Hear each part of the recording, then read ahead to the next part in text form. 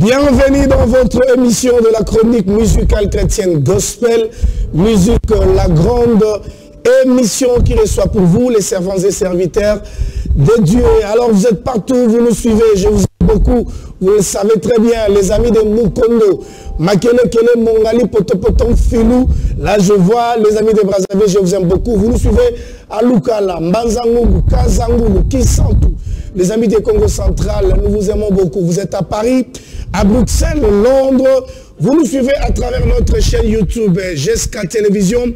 Nous vous aimons beaucoup, les amis de Kinshasa, disséminés dans toutes les 24 communes. Je vous aime et sans oublier les amis de la 97.1 MHz Siloé FM. Vous nous suivez à la radio. Merci beaucoup et bienvenue encore une fois dans cette émission Gospel Music. Je vais recevoir pour vous dans cette émission pour la première fois un serviteur de Dieu. Il parle tellement bien, il chante aussi bien. Alors, il est dans ses préparatifs. Il est venu dans cette émission pour nous dire s'il s'agit de quoi. Alors, avant de le recevoir, je vais d'abord vous laisser découvrir cet artiste et moi, je vous retrouve juste après.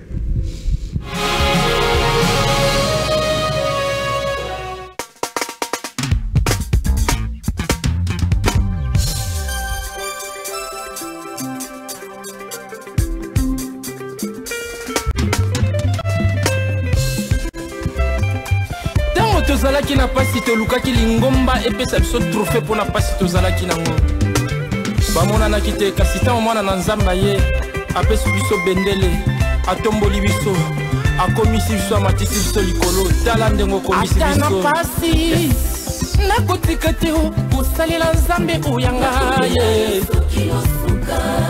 anda bomwana na ngai oyo asalela ngai elekebele napesala yesu monini oh yesu yo omoyi na ngande libonza napesa na yo yayay oh yesu yo yayay mituna na mokili eyo nose na yo yayay ayayay mosekisi bawa Pangusi pinzo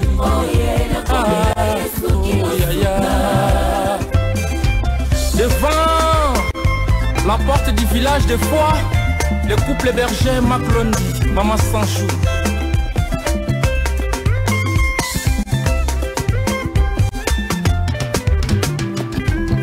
À ta maladie, n'a kotika tu, kusanjola nzambe uyangai. Na simba nzete ti epai na yo nde mopesi na lobiko yesu na ngai oh yaya yo nde mokili batalelaka yaya oh yesu yo opangusa pinzoli na miso ya bana ye oh yesu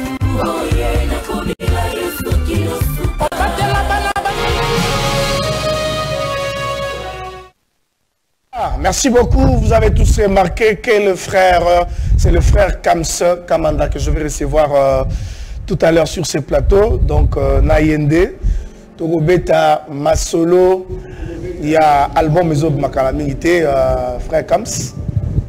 Bienvenue. Babi, Covid des Ananes. Merci. Bonsoir. Bonsoir mon frère. Bonne santé. Oui, ça va. Merci. Ça va, prenez place. Merci. Voilà, je nous rappelle que nous sommes en direct de Siloé Télévision. Bandekwa Radio, numéro Zali 082 19 64 322. 82 19 64 322. Bandekwa Radio, Bandekwa Télévision, numéro Zali affiché. Dans l'écran, vous avez des questions à poser. Na frère Kams Bokoma, Nengeto Salaramé. C'est aussi notre numéro WhatsApp. Tu peux écrire sans problème. Frère Kams, boni. Nous espérons très bien par la grâce de Mazobatela, de Mazosunga. Na senti le matin mais bimi. Que Dieu soit loué. Nzambe Azanzambe, Nzamba Mukolo. Voilà, c'est pour la première fois. Tu as déjà la bouton musical à l'époque. Oui, oui. Mais c'est pour la première fois. Tu as mon gospel. Oui, si peuple de Dieu ni le Mazotala. Sika Baïba Kolandabiso, à base de la branchesse côté. Nzamba gospel Azali, musique Azali, et biso pe tozawana pour tout mimabino pe na trône. La raison pour laquelle on a besoin de les vite ticket pour quoi l'élo et à la pourquoi bénédiction de partout au Bozali. Merci. Frère Kams, à part musique au Salara, tout le monde a un clip dans la télévision, la YouTube, mais on a rare la télévision, c'est pour quelle raison? En fait, bisoto lingara soto leka to zala na média faux message des ala. Parce qu'un sacrificateur c'est quelqu'un tant qui est hôtel faut prendre des ala. Sauf prendre des obéta ma solo famille na bango. Ça ne sert à rien, tout y a un plateau, tout y a un média, pour t'obéta ma solo privé na biso bat bana besoin na monter.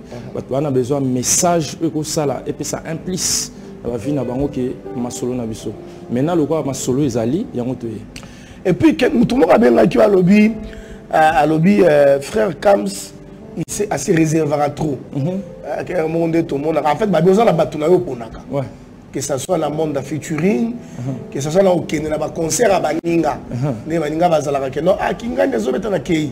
Ba bi frère Kams ça pona razala la bato pona et puis on dirait à se réserver à moi trop. Moi les soleils ya ba mission chrétien ba kende yo kende raté.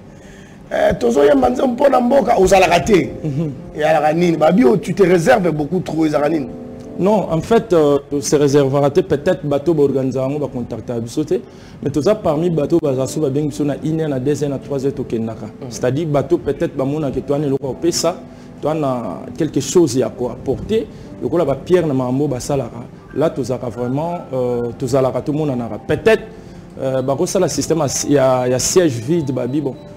Netika fois comme ça là que bien ça qui mais fois comme ça existe ça là. So ka ba contacter monter que ngana to bengani facilement na monani ya exemple bon dans la campagne ngo po yo la nga po ala rapolé le polé et ala rapport ba benga yo te to ba benga yo molinga okendete bon na monara neti c'est-à-dire projet peut-être na mon ko aboutir na rien ou bien na mon avantage na moté de préférence na vandi Nathalie Siloé quoi. OK. Peut-être. Mais sur le monde que projet en ça ça veut dire au calcul avant au calcul est-ce que projet ils ont un intérêt à peuple de Dieu ou pas si tu trouves qu'il n'y a pas de terrain ou d'intérêt tu as intérêt à copalar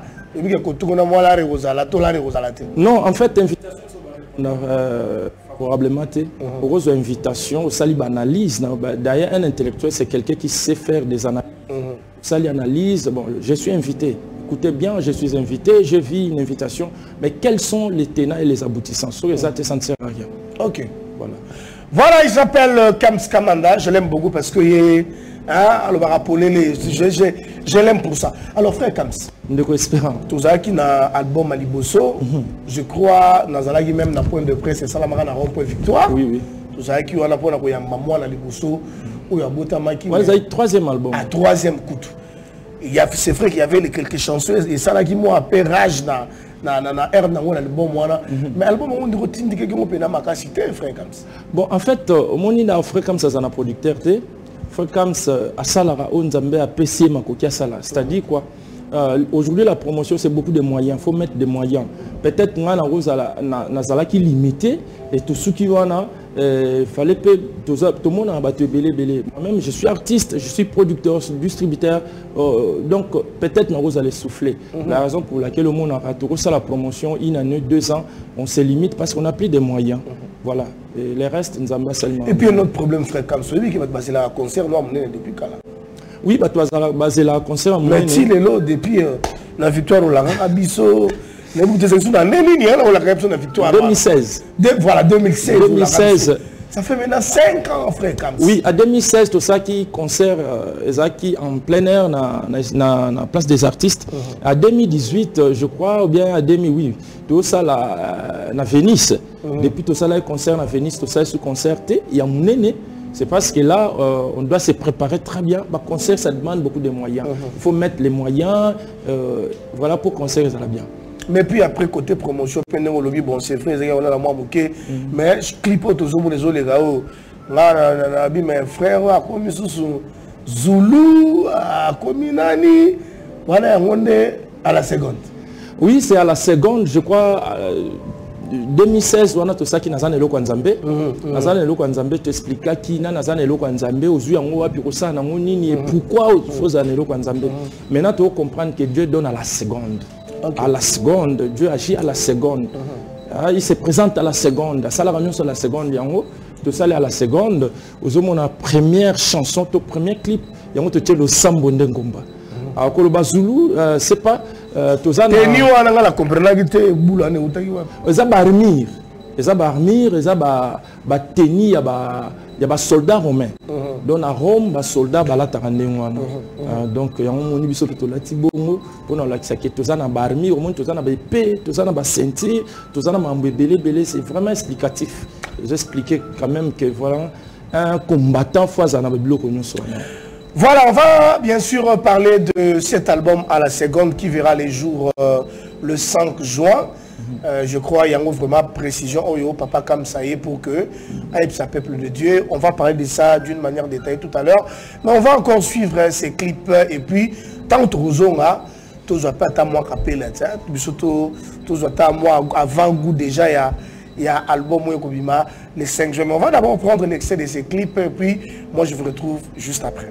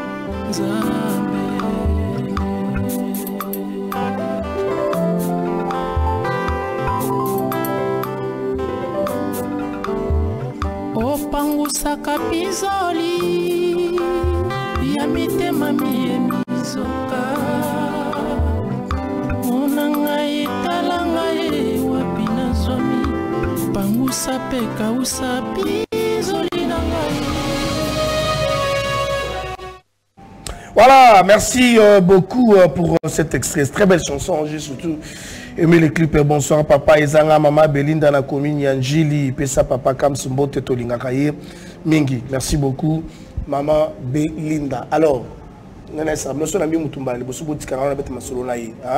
c'est très important aussi pour moi. Pour lobby, ils en ont à la seconde. Oui, Wapio Zanakati à la seconde. Au jour, on a studio, Batouazaki, on a vu comme ça la vidéo. On a la vidéo, mais version pénètre à CD. Ah, version non, nous sommes à CD. Donc, version au total, ils ont à CDT. Non, non. Oui, ils ont à CDT. Version ils ont à CD, donc ça n'a rien à voir avec ça. Oh! Mais pourquoi nous avons aussi sous cover? Oui, c'est parce qu'il faut toper ça quand même face A et face B. Face A, face B, non, oui, ça. Ok, ok. Alors, frère Kams, tu mets ta solo à la seconde. Je crois que tu m'as annonce à la seconde depuis Kala. Depuis quand on a annoncé la moment où Epsen Espérance est là. Je crois qu'on a même parlé dans le concert, il y a Sandrine Kassongo que je salue.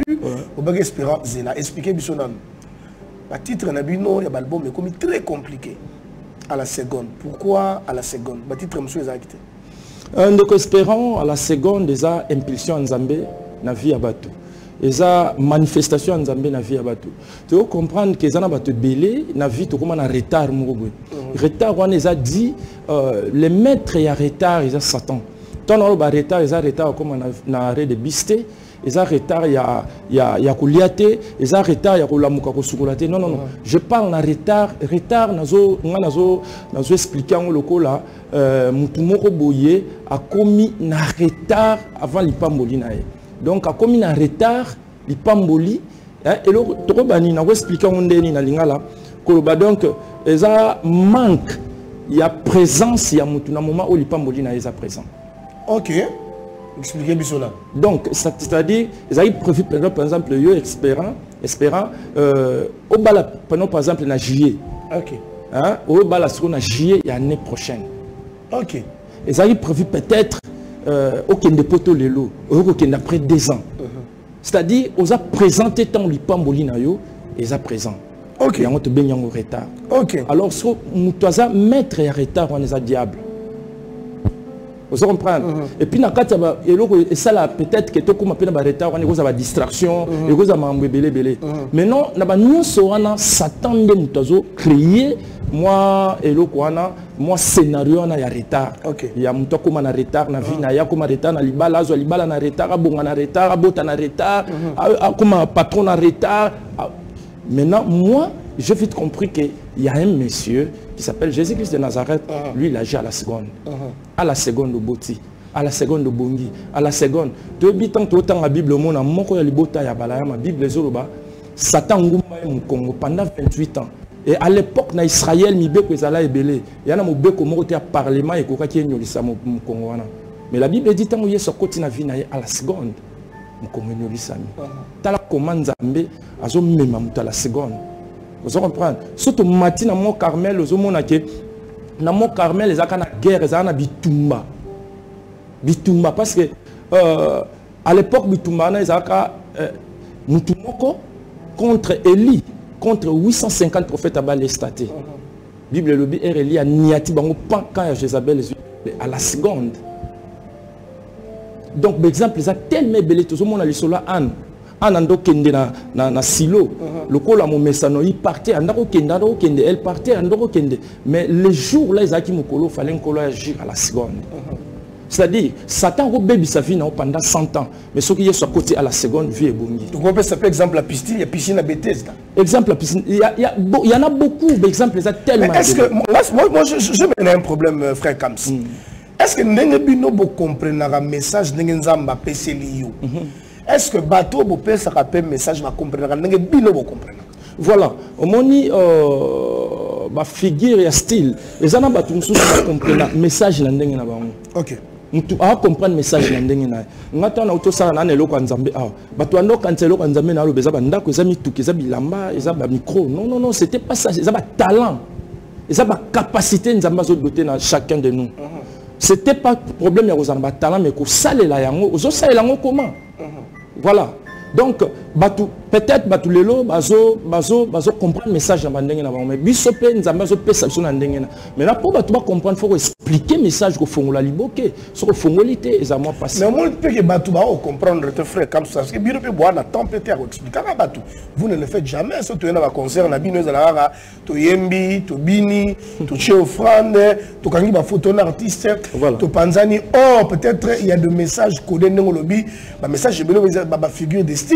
Mon amtarosa attend sous la compréhension mais yo moto une vision pour que on communiquer peuple de messages. Apparemment bosser souci raté il y a aider peuple de Dieu c'est vrai c'est le Saint-Esprit qui aide à la compréhension mais il faut qu'il y ait quand même une introduction pour permettre au peuple de Dieu de mieux comprendre le message. Voilà bien on a ndeko espérant nous ça na konkina so mutaza na konkite mbeto kenda lo sambote yango zo mona bino pe pesa biso battant. Des fois, peut-être manquer de temps pour t'expliquer. Pour me dire que tu as comprendre que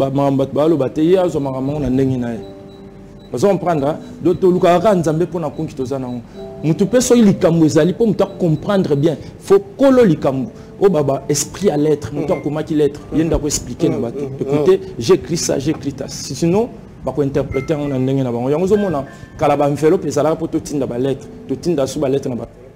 L'enveloppe comment tout seul avec l'église offrande tout tinda suba lettre na enveloppe te poto mona batu ba fongola enveloppe na nzela ba tindia fongola te a fongoli a cheso ya bambia mususu donc batu bazo mema message bazo mema mabe Vous comprendre? C'est très fort. Donc, Mouta m'a mis message à Mémia Omabé. Mais frère, comme si tu dans la cataille aux autres, tellement bien. Mais vous avez une association, vous avez une AMCC, nous avons une salle, les lésés, baza kotamonga fula na frère Kazin na presi mbote na moni ba musu asali ya ba musu na ba kendala mama Shabani bozala ba structure belé même temps bozala ba biloko ba album na bino manini. Pourquoi vous n'organisez même pas de conférences pour permettre aussi au peuple? C'est vrai toujours matière en église mais ba titre ba album na bino ezala ba soutien mais la kati. Pourquoi vous n'organisez pas de conférences, par exemple, dans la structure de la MCC pour expliquer aussi le peuple de Dieu comment est-ce que, aux messages et qu'est-ce que le peuple de Dieu devait comprendre par rapport au message reçu? MCC est créé pour la monarchie. MCC est créé pour résoudre les problèmes des musiciens. Et puis à l'époque même, de l'espérance, au talibé au monde peut-être par an, nous avons mais le lot par mois, 15 chansons. Donc, ils passent même dans mon conseil MCC, dans le cadre MCC, ils allaient organiser une conférence pour nous. Un artiste, un architecte. Donc, ils ont passé dans la l'action de l'espérance, dans le plan, c'est difficile. Oh, il y a des architectes, ils allaient marcher. Mais peut-être qu'il faut comprendre que tout ça va aller vite. Un vite, c'est quelqu'un. Tant les cette fois-ci, mon mari s'attachera à moi. Azamutozo soit peuple de Dieu, comme ma épée mène à trône. Azamutozo comme banzembo bikome la te. Azamuto tant comme banzembo faut subasme zala. Azamuto comme yesa botamana inki sibakunda kina bukangalonzo. Non, c'est pas ça. Non, non, non, non, non, non. Il faut baser zala. C'est quoi la base? Subasma musique nous ezanini. Tu chantes pourquoi? Ozo comme banzembo pourquoi? Yango mona lelo monde na biso mbulanga nekoti bulu yeke. Embrouillement peut-être au Rabanzem vous comprendre mais yes tout comment tu dis yes tout comment mais ozo yemba makambo be ko salamaka jamais ataye mo lo la pe ko sepelate na makambo zo yemba et ko salamaka pe jamais. Moi en fait au moins il temps ozo la rotika la figée hein. Tu parles tellement bien que je commence à me poser des questions. Pourquoi vous organisez un bino na bino mo répéter les conférences débats? Tout le monde tout le monde parce que ce qui est vrai, vous savez, aujourd'hui, aujourd'hui c'est vrai, tout le monde est quand même chrétien, mais au Yabaki, il y a une certaine époque, ils sont forts. Surtout même le tout ce qu'il faisait, c'était très spécial. Vraiment. Mais il dépense beaucoup d'argent pour faire ça bien. Oh, Bible, les autres qui auraient argent à partir de notre Dieu. Ça veut dire que tout ça là plus que Bango. Mais quand on a quand même des journées, moi, sujet de réflexion, ça permettra quand même na ba chrétien quand même ba thème quand même ba thématique ba nzembo parce que la thématique ba nzembo mon frère comme ça comme ça commence à faire très très mal vraiment ndre bo ça la biso na encore bon sinon tu es là qui va te venir maloba la seconde pour ngablo kana révoltant nga makasi franchement je crois que ceux qui nzamba sungi biso on aura peut-être des conférences pour ça obi ndeko espérant diable à travers na ba image diable à travers na image mais biso lelo ba image tozo kipangu tout étant dans ba image nazo ba beau à voir comme ça comment on attaque clip ba na nzambe autant l'attaque chrétien l'équipe donc on appelle que l'or et l'argent on a ça biso ba défi ça biso quoi on doit ba dia ko récupérer autant les clip et l'autre côté autant les banzembo et l'autre côté yo qui sont et l'autre côté c'est-à-dire ceux qui sont comme toi zui makoki ya ko sala biloko wana ma faut pas coller l'autre moko boy il y a à côté. Et puis moi, comme ça, comment les chrétiens combattent les chrétiens? Mais c'est parce que ils ont bassé spirituel quoi. Moni mutana l'autre côté, il faut s'accrocher dans ma bilo quoi. Mais elle vite mutana l'autre. Faut comprendre que muto d'abord azot sale la image parce que diable a rôle les capsons esprit diable. À celle ba image et tout les cabisson na esprit non non non et on mona ba na nzambe o ba comprendre pena que satan a joué na image biso pe ba na nzambe tout ça la ba image bien tout ça la son bien tout ça mamba bien on mona sur ba bani quoi attaquer mamo ba chrétien pour mutwana na l'autre côté non bilo rolo ba c'est très important frère comme deux atamo akapé la moko ça la biso bien tout beta ma solo ya le 5 juin dernier au ça merci.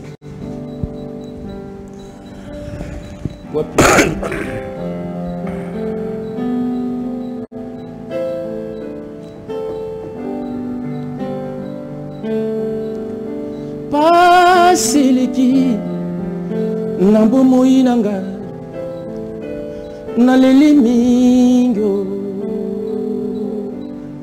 minyokoli nzala malade epai na vi na nga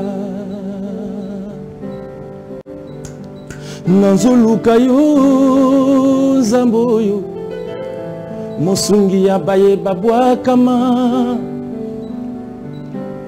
nazoluka yo yawe yakobondisa motema na ngai yawe nzambe bolenge na nga siyo nzambe basakrifise seyo nzambe ya bana na nga siyo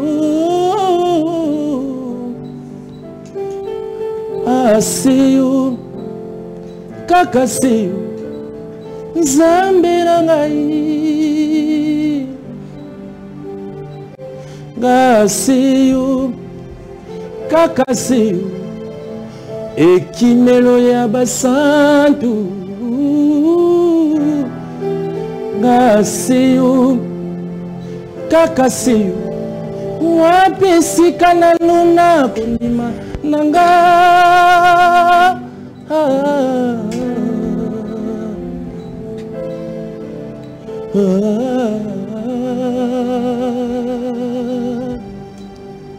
ngasiyo kaka siyo nzambe na ngai ngasiyo kaka siyo ekimelo ya basantu ngasiyo kaka siyo wapi esika na luna kondima na nga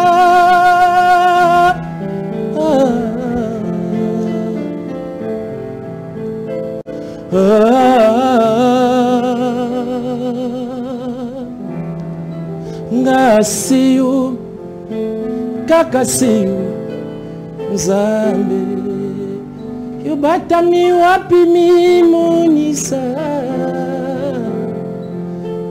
kaka siyo nzambe tozoluka yo kaka siyo nzambe wapi yo.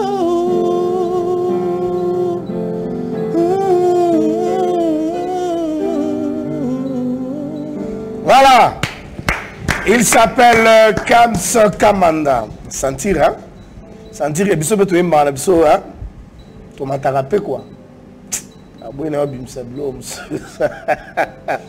Alors, Père Kams, Ozali cover total. Ouais. Sur version des albums aussi biso bien fort, hein? Bon, comme on le dit to yoka on musu. On a face musu.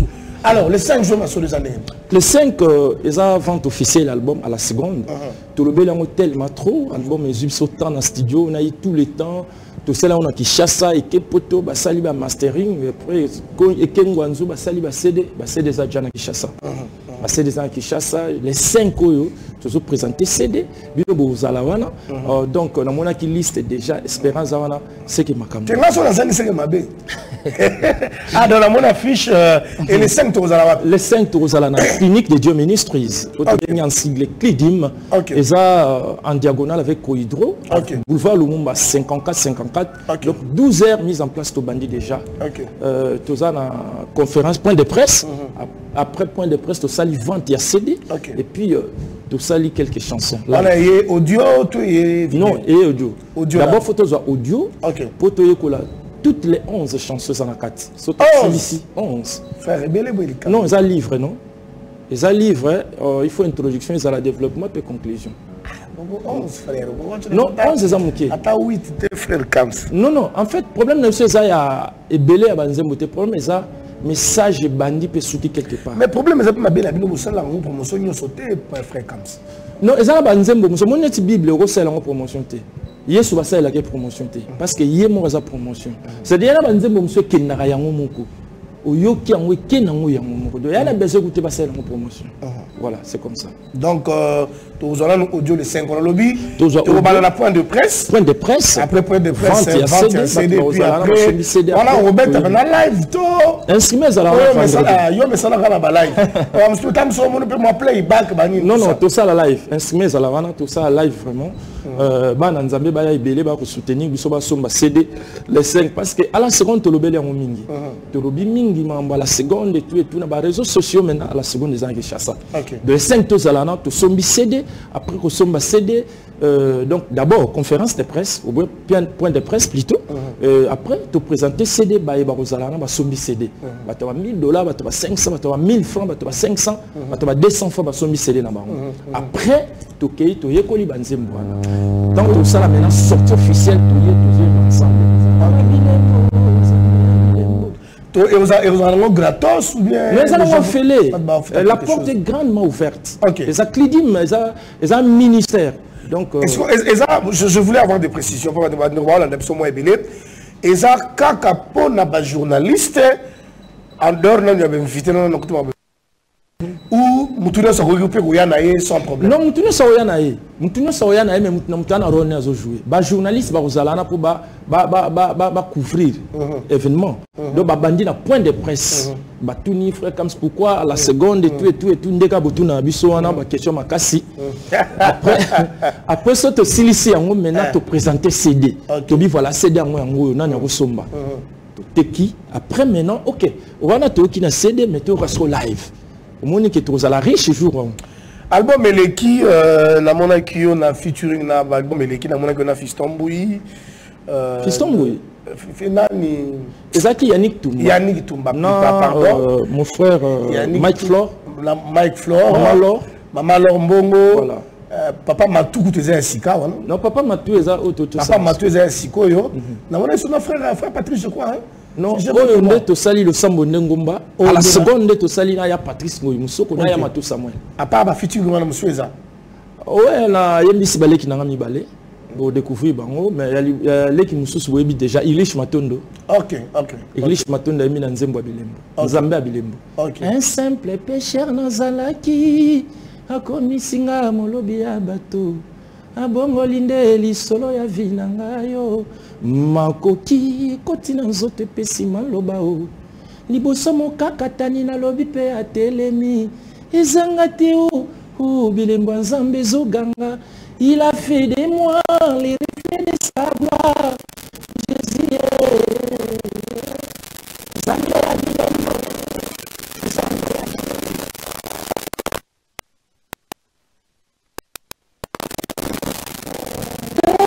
tokomi ezatango ya bilembo bomba pe batela bilembo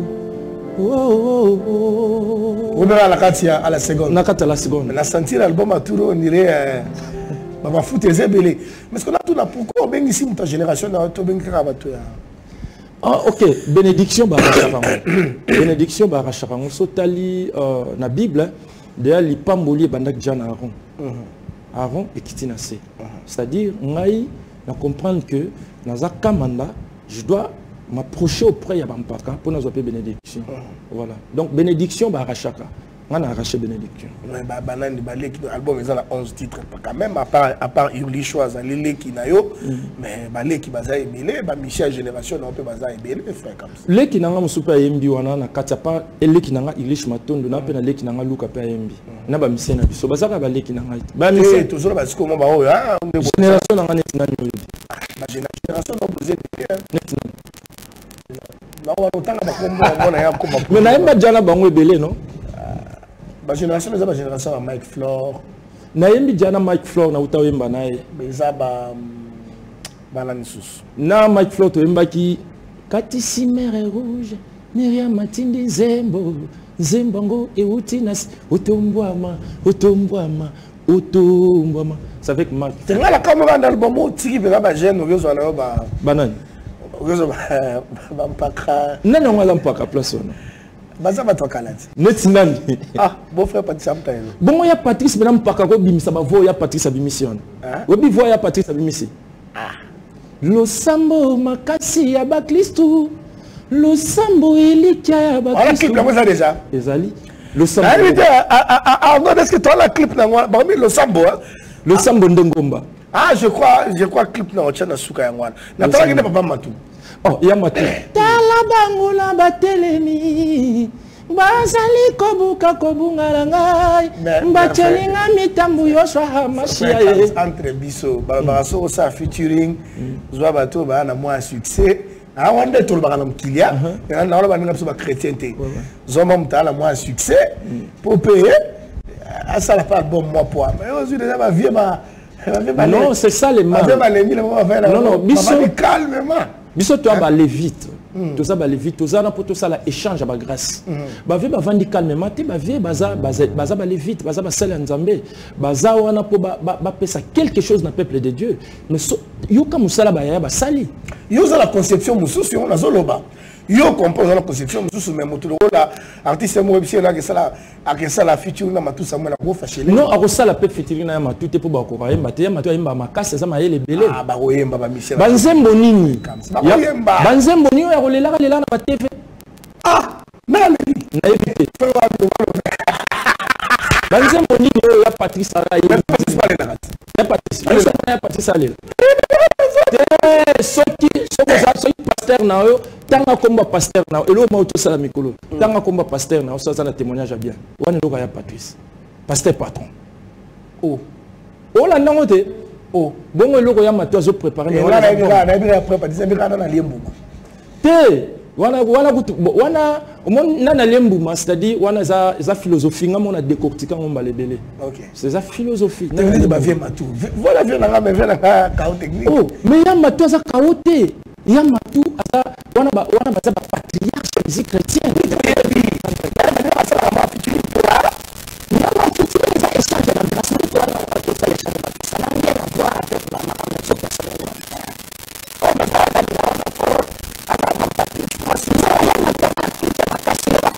ba jeune ba ko kate au monde vocal ya Matou ayembi so pesi ba jeune ba ko kangote tala bangu na batelemi. Bazali koluka kobunga na ngai bachelinga mitambu yoshwa hamashia ye pwete ngai na kweya kasi oyo ngai na yebi bako ya nzela moko yawe bako pota mbango na banzela sambo ye pwete ngai nazali molongi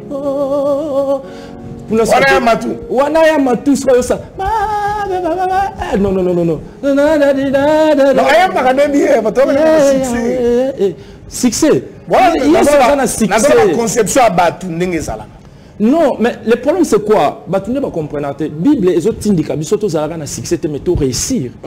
Mais peut-être en gros na succès ils en a c'est à réussite. Il y a Patrice a réussi ça, il y a Matou a réussi ça, c'est-à-dire Moutou a réussi à mêler succès. C'est-à-dire que tu as réussi ça, mais le succès, c'est quand musique est en balabala, il y a un peut-être que tu as réussi la mission à succès, mais a réussi ça, c'est succès, bon, on ne critique pas, tu as un succès, mais tu as un succès, succès. Moi, je dis, le Seigneur dit, je veux que mon serviteur prospère. Le biso te le bara succès, te le bara réussite. C'est-à-dire que Moutou a réussi ça déjà, c'est-à-dire mais la succès. Pourquoi réussir ça? Mais comme on a Moutou Moussou a succès, mais à côté qu'elle a réussir. On pense à rien jour comme un pasteur? Non, je suis un lévite. Je suis un lévite. Lévite, tu as déjà na kata libota c'est un sacrificateur. Voilà. Alors, à part grand frère Nayo, Kolo, parce que ce qui est vrai, ce sont des patriarches. Tout à l'heure, parcours, ceux qui appellent ça un disque d'or dans la musique chrétienne, ils ont un disque d'or sans problème. Parce qu'ils ont abattu un grand travail. Mais est-ce qu'ils appellent un oui, bayembi bazala, na obenga presque bayembi nyonso. Ba ya Patrice na obenga bango bango nyonso, frère Moïse Batuta, frère Mike, en tout cas presque batu nyonso bazala. Ba maman Chabani, ba ya Denis Ngonde, batu nyonso bazala. Yo tanga batu zuwe na ba ya mais batu nous otanga ba. Niti nani? Dans ba Fiston Mbouyi, ba Michel Kenda, ba Paul, ba Nani, tout ça. Tout ça, il y a Patrice, maman Chabani. Il y a des Kassiti. Bon, non. Nazala qui na bango, jour moko na bazaki na concert moko na Fikine. wana leki nanga kem nana ke potote Nelson Billy Bilomba non ba ke potote ba moni yaya na bango na ye je crois yozalaki ta ba moni yaya na bango na ye ils sont venus ba bi que c'est votre c'est leur yaya ils sont venus avec politesse ba pour saluer yaya na bango. Donc moi je n'ai jamais eu de problèmes avec mes petits frères. Non, si frère comme ça la relation malade na ba mission. Tout le monde ba kombo zotanga na bazaba leki na ba bi que nga so na sali comme fiston je t'invite parce que là quand tu as un problème avec leki na fiston oui je t'invite les 5 kozangate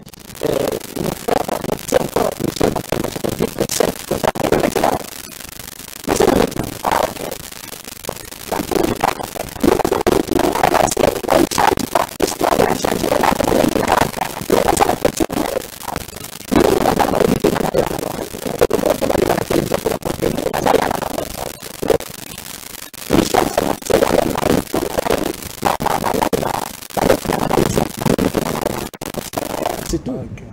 Mais pourquoi on a dit il y a José Yananga, il y a maman Micheline Chabani, ma grande sœur, Moïse, il y a José. Il y a José, c'est mon grand frère. C'est-à-dire que poudre aussi était pour nous, celui-là c'est mon grand frère. Pourquoi? Non, j'aime beaucoup.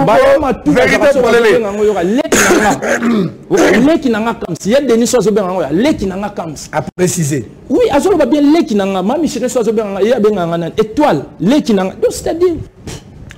Voilà, frère, comme ça, précisez biso heure, lieu, les 5 juin. Oh, les 5 juin, tu vas à la clinique de Dieu Ministries, Clidim, ils ont église, ils ont ministère, ils ont hôpital.